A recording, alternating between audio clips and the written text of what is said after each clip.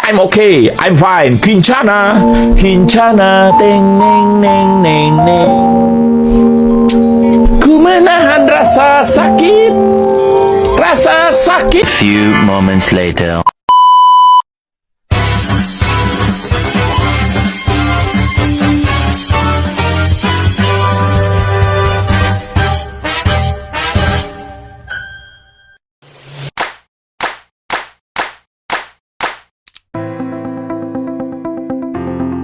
Sebagai negara Nordik memiliki kebijakan luar negeri berbasis HAM, demokrasi, kesetaraan gender, dan soliditas global.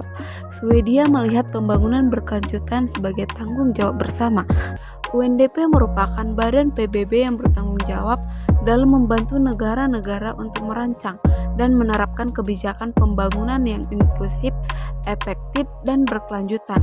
Swedia juga bukan hanya berperan sebagai donor, tetapi juga sebagai negara panutan dalam praktik pembangunan berkelanjutan.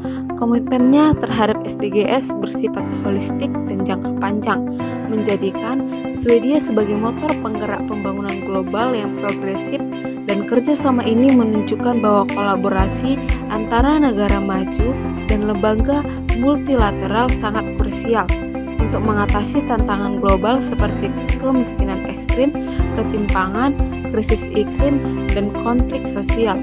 UNDP menyampaikan apresiasi mendalam terhadap Swedia atas dukungan yang fleksibel dan berkelanjutan yang memungkinkan lembaga ini menjangkau lebih banyak komunitas dan memfasilitasi transformasi sistematik di berbagai negara.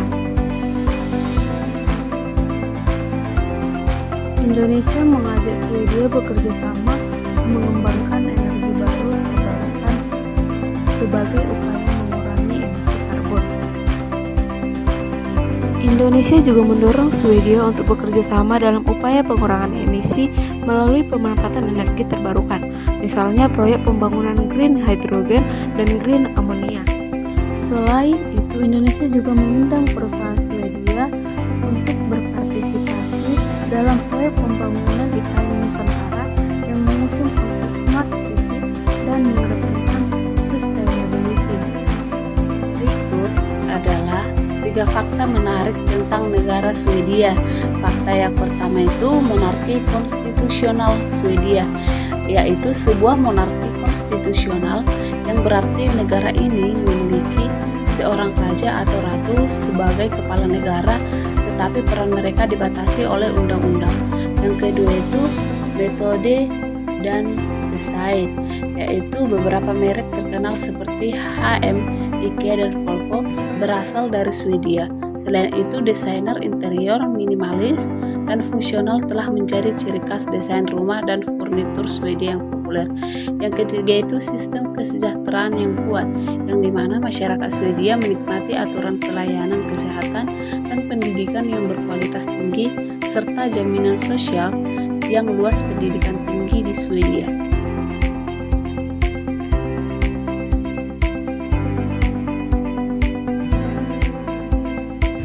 Menurut laporan Environmental Performance Index tahun 2022, Swedia berada di posisi kelima sebagai negara paling ramah lingkungan di dunia. BKSAP dan PRI berharap Parlemen Swedia dan Indonesia dapat saling bertukar pengalaman dan pengetahuan soal pembangunan berkelanjutan dan mewujudkan net zero emission tahun 2060. Wakil Ketua BKSAP Prari Putus Supratmanudana mengungkapkan Swedia telah diakui secara global penghasil produk-produk ramah lingkungan di berbagai sektor. Ia berharap Indonesia dapat mengikuti jejak Swedia dalam penggunaan energi bersih dalam skala besar. Produk dari Swedia sudah ada di sini. Tentu kita ingin terus kawal, karena mereka memang sebagian besar produk mereka adalah produk yang sudah mengawal atau menjaga agar tidak, dalam hal ini, ramah lingkungan. Kawasan yang ramah lingkungan di daerah Stockholm dinamakan dengan The Royal Seaport. Kawasan yang menyediakan 12.000 apartemen dan 35.000 kantor. Daerah ini termasuk daerah konstruksi yang dijadikan tempat percobaan dalam perencanaan pembangunan yang berkelanjutan. Bangunannya menggunakan 3 lapisan kaca. Desain bangunannya tampak di sekitarnya ada balkon dan bertujuan untuk menghemat energi sebaik mungkin. Stockholm Royal Seaport Stockholm Royal Seaport jadi kawasan uji coba untuk melihat bagaimana Stockholm akan mengatur pendirian bangunan baru untuk jangka panjang. in the long run. Kami menetapkan target bagi pengembang yaitu tidak menggunakan lebih banyak energi dari batas ini bagi rumah-rumah yang dibuat. Kita harus menggunakan cara ini untuk menciptakan lebih banyak biodiversitas. Biodiversity. Kawasan ini sangat diperhatikan secara ekologisnya. Bahkan, panel rumah surya di atas atap juga memungkinkan rumah-rumah memproduksikan energi yang mereka gunakan. Swedia merupakan salah satu negara di dunia yang tidak memiliki sampah, di mana negara ini mempunyai sistem pengelolaan sampah yang terbilang canggih, yaitu dengan menerapkan konsep waste to energy, yang mana limbah rumah tangga akan dikelola lewat proses pembakaran dan uap panas yang dihasilkan oleh proses tersebut dimanfaatkan sebagai pembangkit listrik, serta energi yang dihasilkannya akan didistribusikan ke lebih dari 260.000 rumah tangga di Swedia. Nah, uniknya lagi, negara Skandinavia bahkan harus mengimpor sampah dari negara lain untuk dapat menjalankan sistem pembangkit listrik. Hal tersebut dikarenakan 99% sampah yang dihasilkan oleh masyarakat Swedia dapat didaur ulang.